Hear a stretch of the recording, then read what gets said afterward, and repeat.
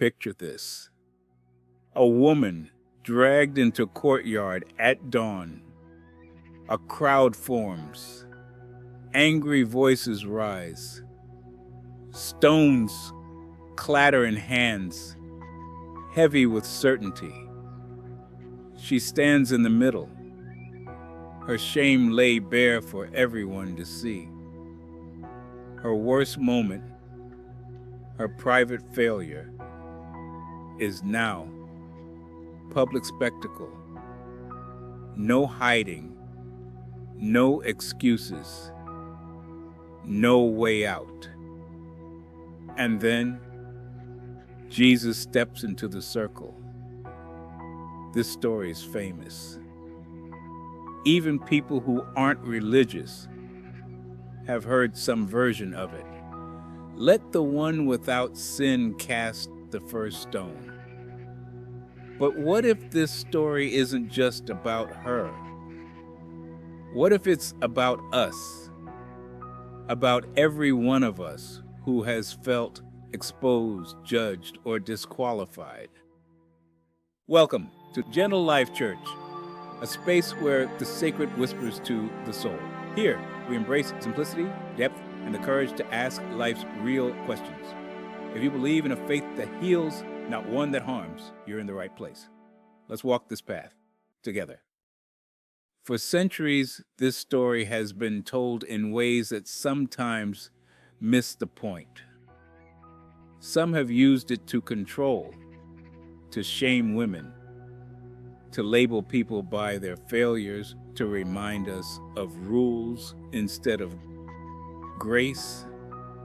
Others read it as if Jesus was saying sin doesn't matter at all, as if he just brushed everything aside.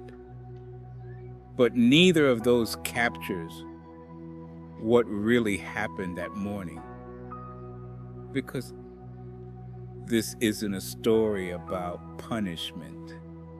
It's a story about dignity, about freedom, about a second chance when everyone else was ready to throw stones. Let's sit with the moment.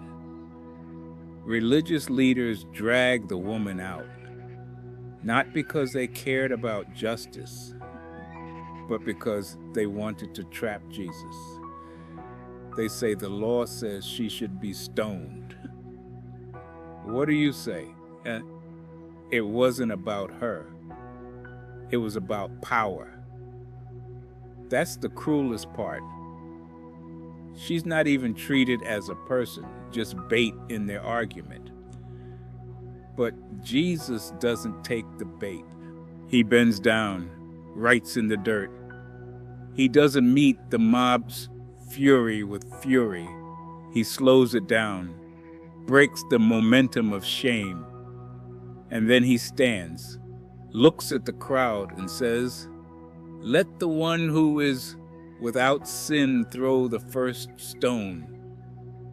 Silence. One by one, the stones drop. The crowd thins. And suddenly, the courtyard is empty, except for Jesus and the woman. And he says, "Neither do I condemn you. Go and leave your life of sin." Those words change everything. Neither do I condemn you. This is not Jesus minimizing what happened. He's not pretending the choices don't matter. He's saying, your failure does not define your future. He doesn't excuse. He doesn't accuse. He restores. And notice this.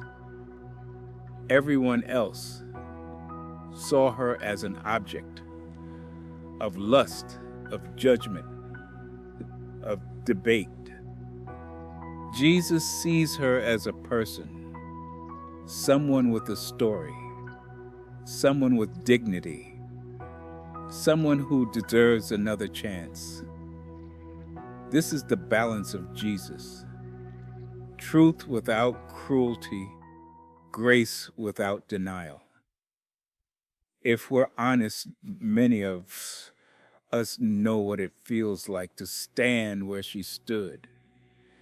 Maybe not in a literal courtyard, but in a courtroom of opinions, at the mercy of gossip, under the weight of family disappointment, or just in the silence of your own thoughts, where shame plays judge and jury.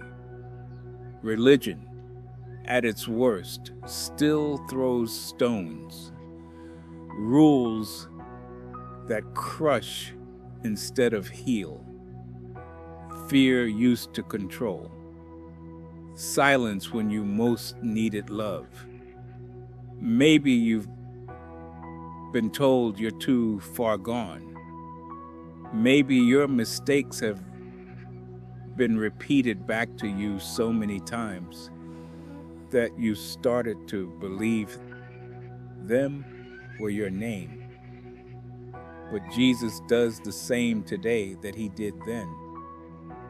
He shifts the spotlight off your shame and onto his grace. He doesn't say, "You're perfect." He says, "You're not condemned." That's freedom. That's hope. So how do we live this story today? First, imagine yourself in her place. Close your eyes for a moment. Picture the stones, the crowd, the weight of judgment pressing down. Feel what it's like to have no defense, no excuse, no escape. Now, imagine the sound of stones hitting the ground, one after another. Listen to the silence after the mob is gone. It's just you and Jesus. And he says, "I don't condemn you." You can start again. Take a breath. Let that sink in. The stones have dropped. You are free to start again. How do we take this into our own lives? Release the stones you hold, sometimes with a crowd. We carry stones in our pockets, stones of bitterness, of judgment, of words we're ready to throw. What would it look like to drop them? To stop rehearsing the anger, to let go, receive your own dignity back. Maybe you've been living under a label: failure, addict, divorcee, screw up. Those aren't your name. Jesus sees you as more. You're not defined by your lowest moment. Walk in a new way. Notice Jesus' last words. Go and leave your life of sin. Grace is not permission to stay stuck. It's power to walk free. No overnight perfection, but a new path forward. The story of the woman caught in adultery is really the story of all of us, accused, ashamed, convinced our failures are final. And then Jesus steps in, not with condemnation, not with another rule to crush us, but with a hand to lift us. If you've ever felt unworthy of God, hear this. Jesus does not shut the door on your failures. He opens it wider. He doesn't say, "You're done." He says, "You're invited." So this week, when shame tries to whisper your old names, remember the sound of stones hitting the ground. Remember the voice of Jesus saying, "Neither do I condemn you." Breathe deep. You are free to begin again. Before you go, remember to be kind to yourself. Breathe deeply. Drink some water. And remember, you're not alone. If this message meant something to you, consider liking the video, subscribing to the channel, and sharing it with someone who needs it. And if you'd like to support what we're doing here, spreading the message of Jesus in a softer, kinder way, we wrote a little book. It's gentle, honest, and full of second chances. You can find the link in the video description. Every copy helps us keep going and maybe reach someone who's quietly looking for hope. We're the Gentle Life Church. Faith without fear. Love without limits. A fresh start. And it begins with you.